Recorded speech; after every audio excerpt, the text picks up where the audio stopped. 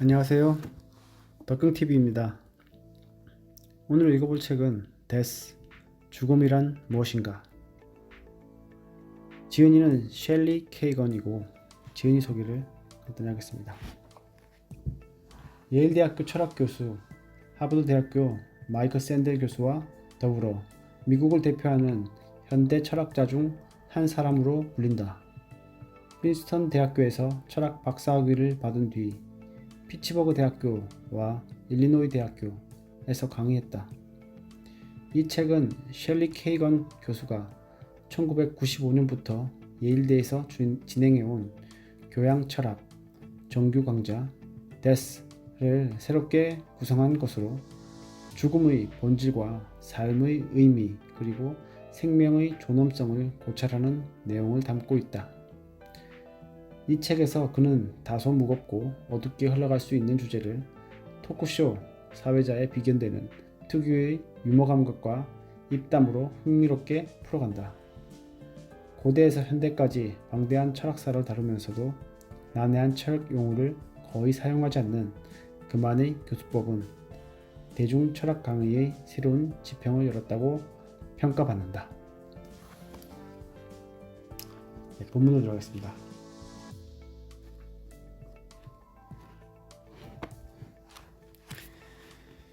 영혼은 영원히 죽지 않는가? 소크라테스의 죽음. 이원론의 개념을 소개하는 동안 나는 육체와 다른 비물질적인 영혼이 존재한다고 해도 그 사실이 영혼의 불멸성을 보장하는 것은 아니라고 지적했다. 영혼의 존재 그 자체만으로 육체적 죽음으로부터 영원히 살아남을 수 있다고 말할 수는 없다. 육체가 사망할 때 영혼도 얼마든지 함께 소멸될 가능성이 있다. 또한 나는 처음부터 영혼의 존재를 받아들일 만큼 충분히 설득력 있는 주장을 발견할 수 없다고 말했다. 영혼이 존재하지 않는다면 당연히 영혼의 불멸성은 논할 가치가 없다. 하지만 분명한 사실은 실제로 많은 사람들이 영혼의 존재를 믿고 있으며 그렇기 때문에 여기서도 영혼의 불멸성에 대해 살펴볼 가치는 충분하다고 생각한다. 영혼 불멸에 대한 논의를 이끌어가기 위해 일단 영혼이 존재한다고 가정해보자. 육체적 죽음 뒤에 영혼이 계속해서 살아남을 수 있다고 믿을 만한 근거는 있는가? 영혼의 불멸성에 대한 근거는 무엇일까? 플라톤의 대화편인 파이돈을 살펴보면서 이 질문에 대한 답변을 찾아보고자 한다. 플라톤은 대화의 형식으로 자신의 철학을 기술한 대화편을 남겼으며 각각의 대화편에서는 다양한 인물들이 등장해 철학적 논쟁을 벌인다. 대화편 중 하나인 파이돈은 플라톤의 스승인 소크라테스가 죽음을 맞이하게 되는 이야기를 다루고 있다. 알다시피 소크라테스는 아테네 젊은이들을 타락시킨 죄목으로 법정에서 사형을 선고받았다. 물론 소크라테스가 한 일은 젊은이들과 철학적인 논의를 벌인 것에 불과하다. 결국 소크라테스는 독약을 마시고 생을 마감했다.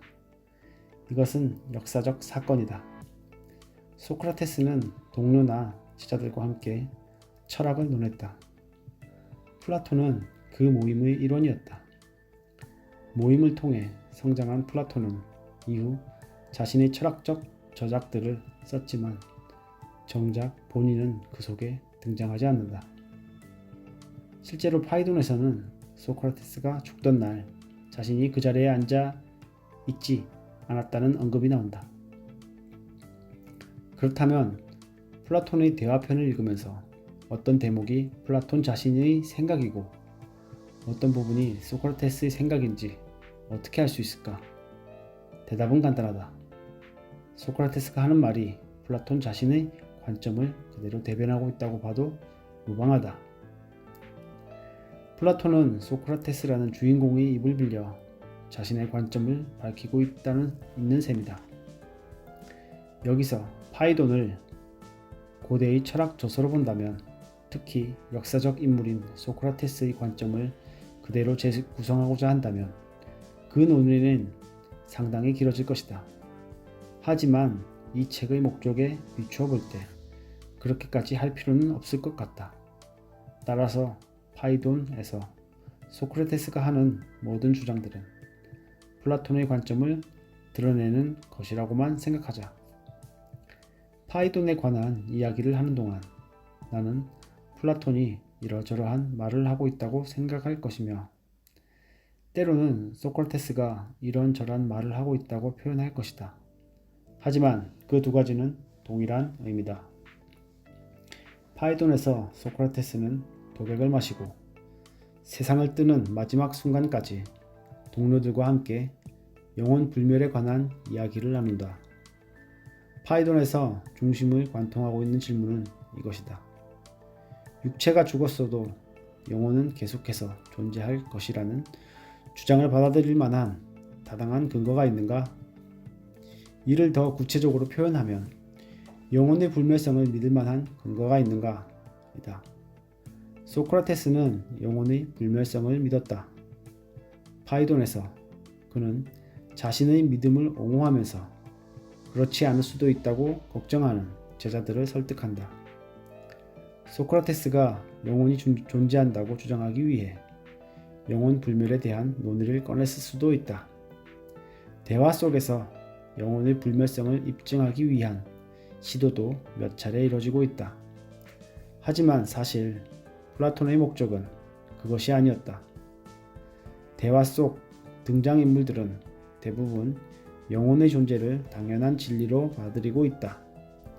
요컨대 플라톤이 여기서 집중하고 있는 문제는 영혼이 존재하는가가 아니라 육체적 죽음 후에도 영혼은 살아남을 것인가? 그리고 영혼은 불멸의 존재인가? 이다. 플라톤의 완벽한 왕국. 파이돈의 배경이 된 날은 사형 집행일이었다. 소크라테스는 아무도 무척 불안하고 절망적인 상태였을 거라고 추측해 볼 수 있다. 그러나 놀랍게도 이야기 속에서 소크라테스는 행복하고 유쾌한 모습으로 묘사되고 있다. 죽음을 두려워하는 기색이라고는 발견할 수 없다. 오히려 기꺼이 죽음을 받아들이고자 한다. 그 이유는 무엇일까? 바로 영혼의 존재를 믿었고 육체적 죽음 뒤에도 영혼은 살아남을 거라고 확신했기 때문이다. 자신이 죽으면 영혼은 당연히 하늘로 올라갈 거라고 확신했다. 소크라테스는 모든 영혼들이 함께 살아가는 신의 왕국을 믿고 있었다. 그리고 현세에서 바람직한 삶을 살았다면 죽은 뒤 영혼은 천국으로 갈 거라고 믿었다. 소크라테스는 스스로 떳떳한 삶을 살았다고 여겼으며 그랬기 때문에 죽음에 직면해 흥분과 기대감을 숨기지 못한 것이다. 그렇다면 소크라테스는 어떤 근거로 그런 믿음을 가졌을까? 이 질문에 답하기 위해 우리는 먼저 플라톤의 형이상학에 대해 살펴봐야 한다. 약간 빠르고 피상적으로 논의하게 되겠지만 그래도 플라톤의 형이상학과 관련된 중요한 개념들은 충분히 이해할 수 있을 것이다. 이제 아름다움에 관한 논의부터 시작해보자. 세상에는 다양한 형태의 아름다움이 존재한다. 어떤 것은 다른 것보다 더 아름답다. 그러나 플라톤은 완벽하게 아름다운 존재는 이 세상에 존재하지 않는다고 말한다. 그래도 우리는 그 자체로 완벽하게 아름다운 존재를 상상할 수는 있다. 이렇게 생각해보자. 평범하고 일상적인 물체도 어떤 측면에서는 아름답다. 즉, 부분적으로 아름답다. 플라톤의 표현을 빌리면 아름다움을 띠고 있다. 다양한 차원에서 아름다움을 공유하고 있다. 하지만 아름다움 그 자체와는 다르다. 우리는 그 차이를 간과해서는 안 된다. 사회적 질서는 다양한 수준으로 정의롭거나 부당하다. 인간 역시 다양한 수준으로 정의롭다. 하지만 어떤 사회적 질서도 그리고 어떤 인간도 완벽하게 정의로울 수는 없다. 완벽한 정의가 정확하게 무엇을 의미하든지 간에 일상적, 경험적 세상 속에서는 존재할 수 없다. 경험적 세상에서 정의는 다양한 수준으로 공유되고 존재한다. 완벽한 정의를 우리가 살고 있는 세상에서는 절대 찾아볼 수 없다고 하더라도 완벽한 정의는 존재하며 특정한 한 가지 또는 다른 한 가지 측면에서 완벽하게 정의로운 사회나 개인을 상상해 볼 수 있다. 우리는 머릿속으로 그런 존재를 생각해 볼 수 있다. 다시 말해 완벽한 정의는 일상생활 속에서는 발견할 수 없지만 마음속으로는 상상할 수 있다. 또 이렇게 한번 생각해 보자.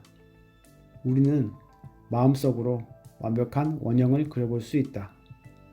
하지만 세상에서 존재하는 그 어떤 물체도 완벽하게 둥글지는 않다. 좀 더 또는 좀 덜 둥근 원들만이 존재한다. 이처럼 일상적, 경험적 차원에서는 발견할 수 없지만 완벽한 원에 대해서 충분히 생각해 볼 수 있다.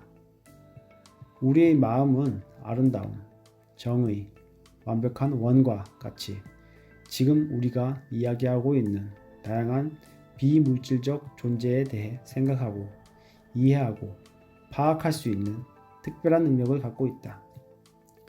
일상적이고 평범한 세상에서는 발견할 수 없다고 하더라도 원하기만 하면 우리의 마음은 얼마든지 다양한 존재들을 떠올릴 수 있다. 그렇다면 그런 존재를 가리키는 특별한 용어가 필요해진다. 플라톤은 에이도스라는 단어를 사용했다.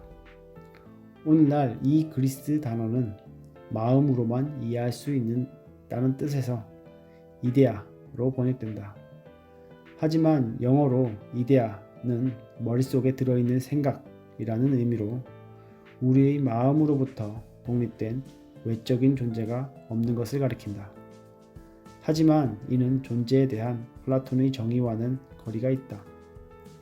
그래서 나는 이데아라는 표현 대신 형상이라는 용어를 사용하고자 한다. 여기서 말하는 형상이란 측정 가능한 일상적인 사물들과는 다른 이상적인 원형 또는 기준이라는 의미를 담고 있다. 플라톤의 주장에 따르면 그런 존재를 어떤 이름으로 부르든 간에 이 논의에서 핵심은 형상이란 완벽한 존재라는 점이다. 인간은 형상에 대해 생각하고 연구할 수 있다. 가령 정의, 아름다움, 건강, 선함에 대해 생각할 수 있다. 그러나 형상은 일반적이고 일상적이고 경험적인 세상의 일부가 아니다. 일반적, 일상적인 존재들은 다양한 정도로 형상을 공유할 수 있다. 세상 만물은 완벽한 정의, 아름다운 건강, 선함, 그 자체의 일부를 지닐 수 있다.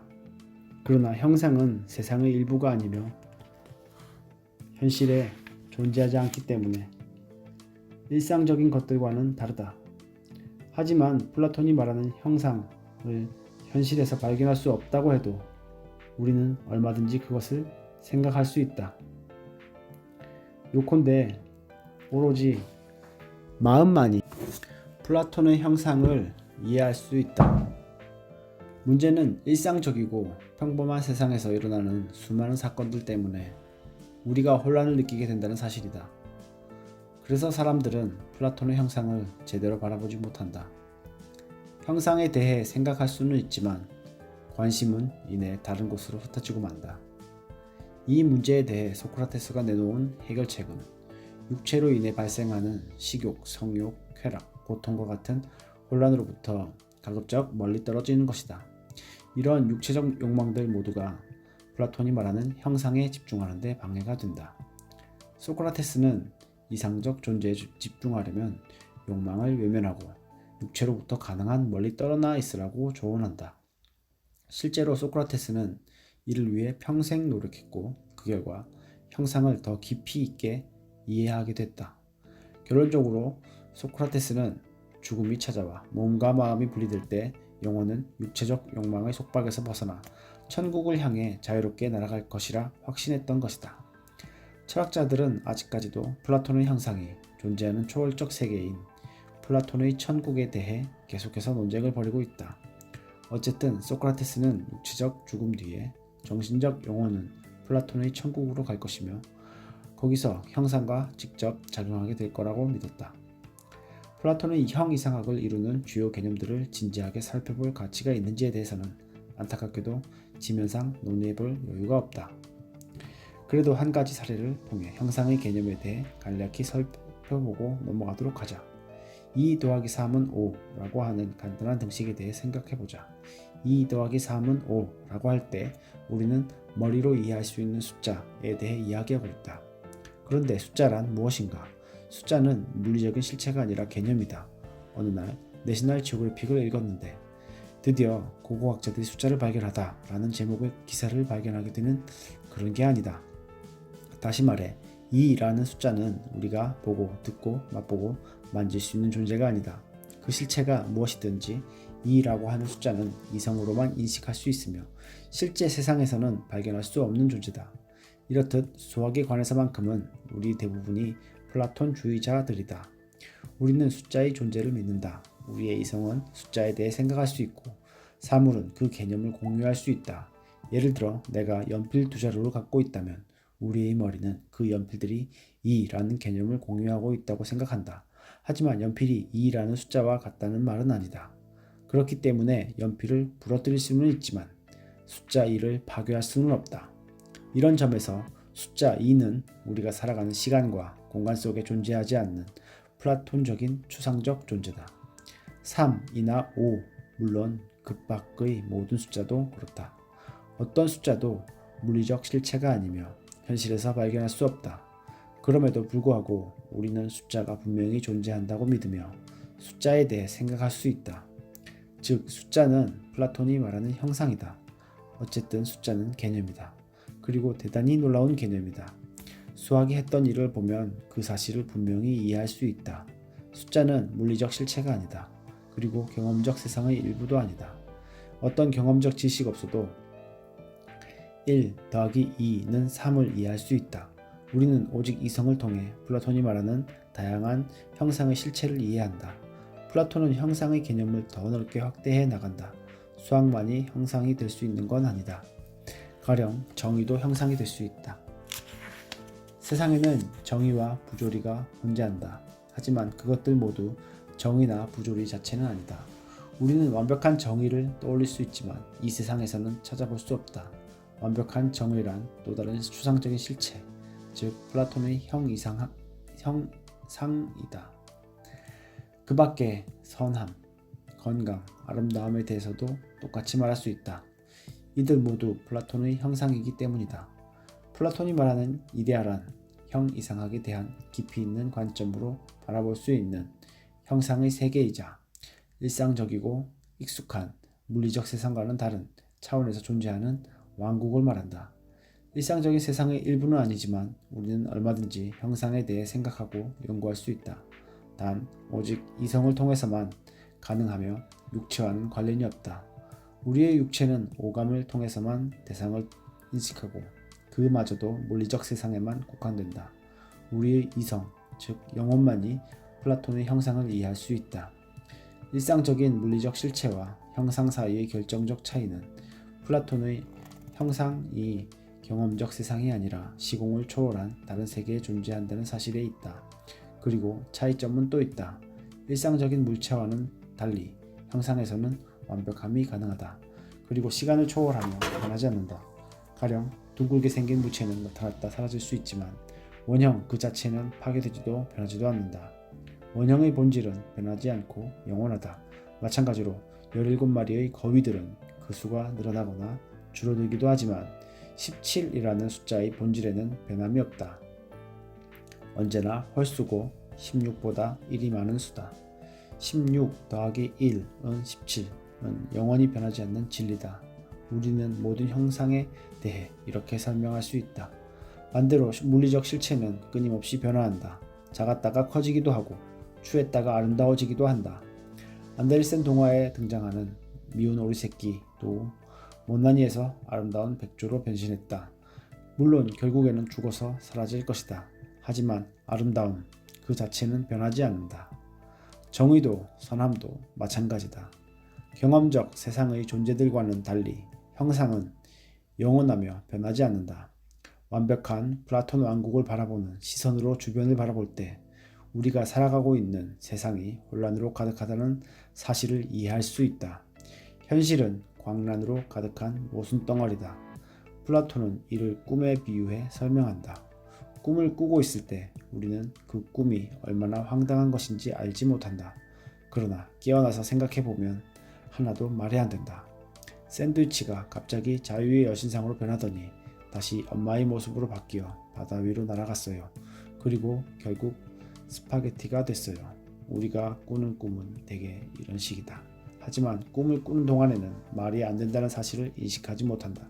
결국 잠에서 깨어나고 나서야 이렇게 말한다. 말도 안 돼. 마찬가지로 플라톤은 우리가 살아가는 동안은 인식하지 못하지만 이 세상은 마치 꿈속과 같은 모순으로 가득한 곳이라 생각했다. 가령 이런 식이다. 그는 농구선수라 큰 편이지만 키가 180cm 밖에 안 되다 보니 농구선수 치고는 너무 작다. 또는 저기 아기 코끼리가 있는데 코끼리라서 정말 크지만 아기라서 너무 작다. 플라톤의 표현대로 우리가 사는 세상은 형상과 형상 사이에서 끊임없이 요동친다. 이 세상은 이해하기 무척이나 어렵다. 반면 우리의 이성은 플라톤의 형상을 명확히 이해할 수 있다. 형상은 안정적이고 신뢰할 만하며 규칙적이다. 영원하며 변하지도 않는다. 이것이 바로 플라톤이 생각했던 그림이다. 이런 설명을 하는 내 의도는 추상적 존재와 관련해 플라톤주의에 반박하는 주장을 제시하려는 데 있지 않다. 수학 사례에서 언급했듯이 형상은 그저 의미 없는 개념은 아니다. 플라톤의 주장을 무조건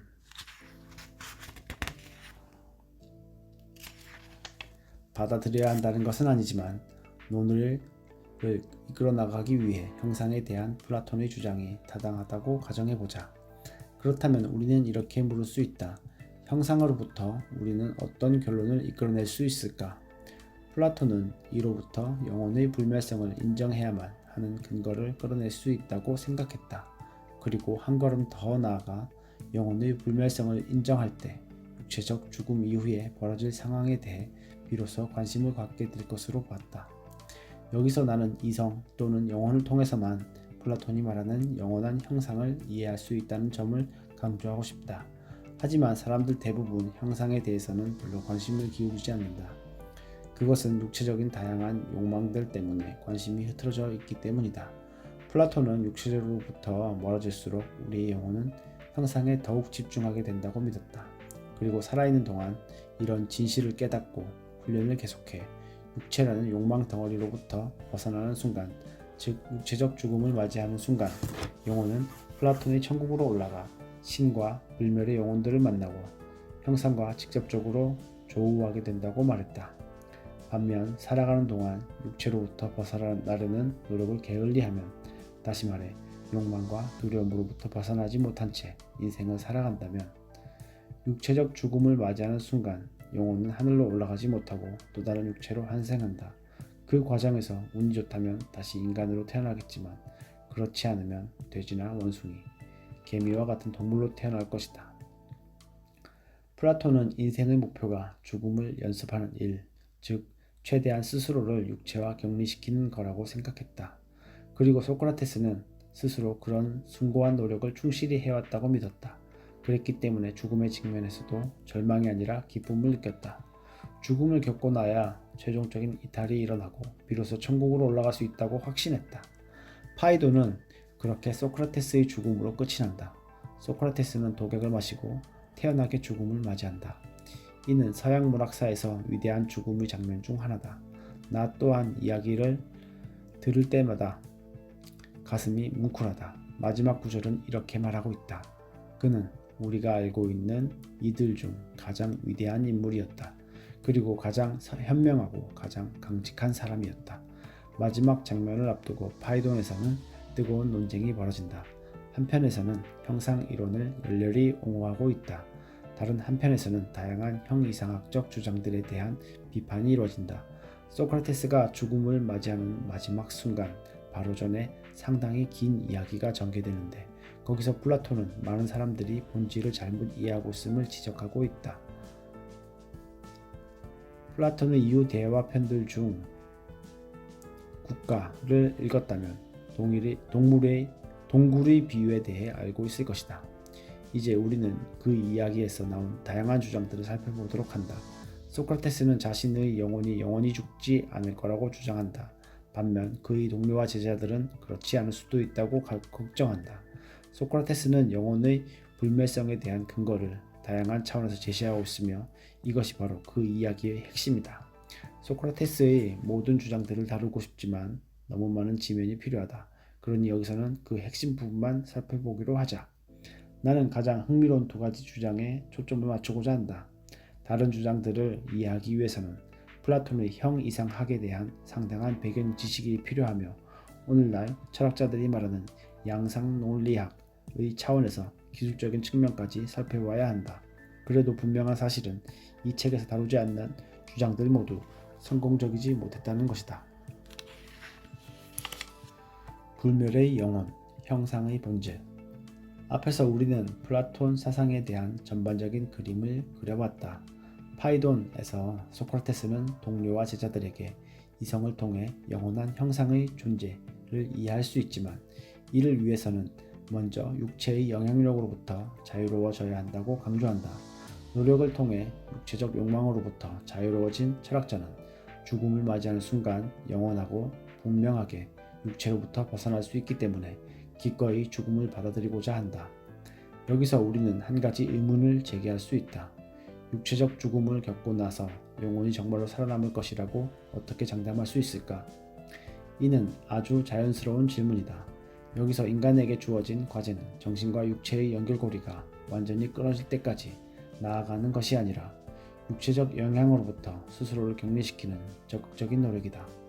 가령 고무줄을 예로 들자면 길게 느리면 느릴수록 좋지만 자칫 잘못하면 그냥 끊어져 버리고 만다. 그건 좋지 않다. 어쨌든 논의를 계속해서 이어나가기 위해서는 육체가 필요하다.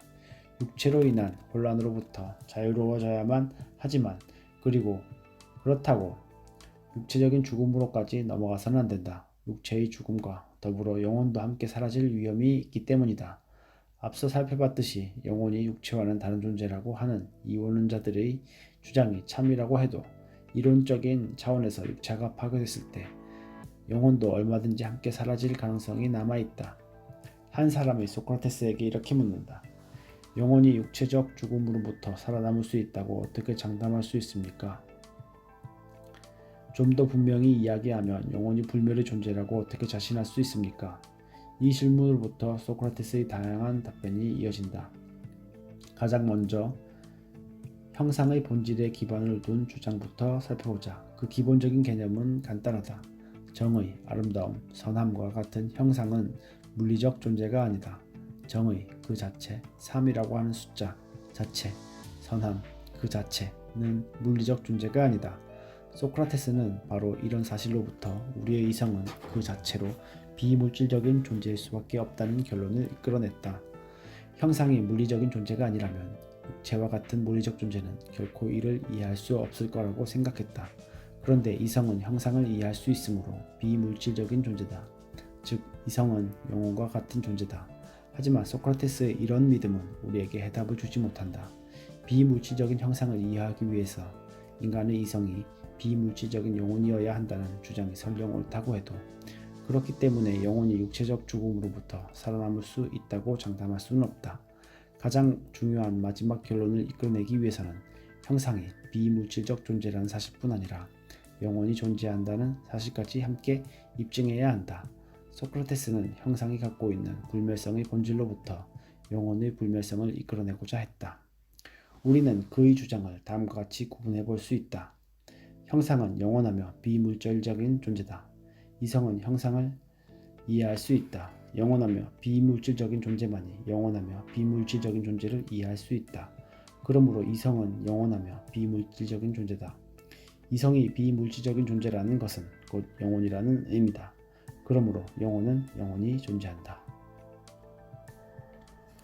여기서 첫 번째와 두 번째를 명제를 전제라고 생각해보자. 두 전제로부터 우리는 이렇게 말할 수 있다. 인간의 이성은 영원하며 비물질적인 존재를 이해할 수 있다. 여기에 영원하며 비물질적인 존재만이 영원하며 비물질적인 존재를 이해할 수 있다는 세 번째 명제를 더하면 네 번째 명제인 이성은 영원하며 비물질적인 존재가 나온다. 이로부터 우리는 두 가지 소결론을 추가적으로 이끌어낼 수 있다. 이성이 비물질적인 존재라는 것은 곧 영혼이라는 의미와 영혼은 영원히 존재한다가 그것이다. 논의를 이끌어내기 위해 일단 우리는 첫 번째와 두 번째 명제를 참이라고 가정했으므로 이제 세 번째 명제부터 살펴보자.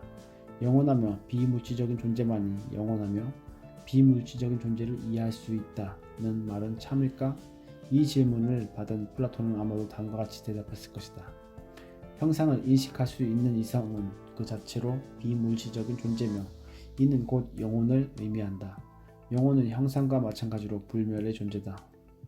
세 번째 명제를 참이라고 가정했을 때 형상에 대한 플라톤의 주장으로부터 이끌어낼 수 있는 결론이다. 물론 플라톤은 이런 차원에서 의식적으로 세 번째 명제를 추가하지는 않았을 것이다. 그렇지만 나는 플라톤이 이 점을 분명히 알고 있었으리라고 확신한다. 소크라테스가 불순은 순수가 될 수 없다고 언급한 것처럼 육체는 물리적인 존재로서 변하고 파괴되며 나타나고 사라진다. 이처럼 불순한 존재는 영원하고 변하지 않으며 물리적이지 않은 형상을 이해할 수 없다. 불순은 순수에 이룰 수 없는 것이다. 세 번째 명제는 우리에게 익숙한 개념에 기반을 두고 있다. 이 명제를 현대적인 언어로 설명하면 어떤 대상을 이해하기 위해서는 먼저 그 대상이 되어야 한다는 뜻이다. 또는 플라톤 본인이 사용한 표현을 빌려 유사한 존재만이 그 유사한 존재를 이해할 수 있다와 같은 말이다. 플라톤의 이 주장은 이렇게 요약할 수 있다. 우리는 무엇을 알고 있는가? 영원한 형상을 알고 있다. 그런데 어떤 존재를 이해하기 위해서는 먼저 그런 존재가 되어야 한다. 그러므로 우리는 영원한 존재다. 플라톤의 형이상학을 받아들여 첫 번째와 두 번째 명제를 참으로 인정하고 여기에 세 번째 명제를 추가하면 영혼은 불멸의 존재라는 결론을 이끌어낼 수 있다.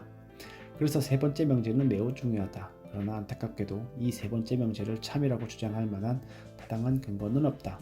어떤 것을 알기 위해서는 그것이 돼야 한다는 말은 대단히 유명한 명제지만 잘못된 주장이다. 예를 들어보자. 생물학자는 고양이를 연구할 수 있다. 그런데 이 명제에 따른다면 고양이를 알기 위해서 생물학자는 스스로 고양이가 돼야 한다는 말도 안 되는 소리다. 고양이가 되지 않고서도 얼마든지 고양이를 연구할 수 있다. 또한 이 명제에 따른다면 캐나다 사람은 절대로 멕시코 사람을 연구할 수 없다. 이것 역시 어리석은 생각이다. 캐나다 사람도 얼마든지 멕시코 사람을 연구할 수 있고 독일 사람도 프랑스 사람을 연구할 수 있다. 프랑스인을 연구하기 위해서 프랑스인이 될 필요는 없는 것이다. 어떤 대상이 되지 않고서도 우리는 얼마든지 그 대상을 이해할 수 있다. 지금도 많은 의사들이 시체를 연구한다. 하지만 이 명제에 따르면 시체를 연구하기 위해 의사는 시체가 돼야 한다. 죽어야 한다. 당연히 안 될 말이다. 따라서 어떤 대상을 이해하기 위해서는 그 대상이 돼야 한다는 명제는 잘못됐다고 말할 수 있다. 그래도 엄밀히 말하면 그렇다고 해서 세 번째 명제가 거짓임이 증명된 것은 아니다. 비물질적이고 영원한 존재와 같은 특수한 경우에서는 그 말이 참일 수도 있기 때문이다. 다시 말해 대상을 이해하기 위해서는 그 대상이 돼야 한다고 하는 일반적인 명제는 거짓이라도 비물질적이고 영원한 존재를 알기 위해서는 그런 존재가 돼야 한다는 명제는 참일 수 있다. 플라톤의 주장을 입증하는 특별한 사례에 한해서 참이 될 수도 있는 것이다. 그래도 여전히 의문이 남는다. 세 번째 명제를 받아들여야 하는 근거는 대체 무엇일까? 지금까지 살펴본 것처럼 일반적인 차원에서 X라는 존재와 X가 아닌 존재들 사이를 가로막고 있는 장벽은 얼마든지 극복할 수 있다. 즉, X가 아닌 존재도 X를 연구할 수 있다. 그렇다면 왜 형상에 관한 플라톤의 논의에서만 그 장벽을 넘을 수 없는 절대적 장애물로 인정해야 할까? 불멸의 존재가 아니어도 영혼은 영원한 형상을 이해할 수 있지 않을까? 마찬가지로 물리적 존재 또한 비물질적이고 영원한 형상을 이해할 수 있지 않을까? 지금 우리에게는 세 번째 명제를 받아들여야 할 타당한 근거가 필요하다. 그런데 플라톤은 우리에게 그런 근거를 제시하지 않았다. 때문에 플라톤이 말하는 형상과 영혼의 존재를 인정하고 영혼이 형상을 이해할 수 있다는 사실을 받아들인다고 해도 영혼이 불멸의 존재라는 주장을 받아들일 만한 타당한 근거는 발견하지 못하겠다. 이런 점에서 나는 플라톤의 주장이 그다지 설득력이 있다고 생각하지 않는다.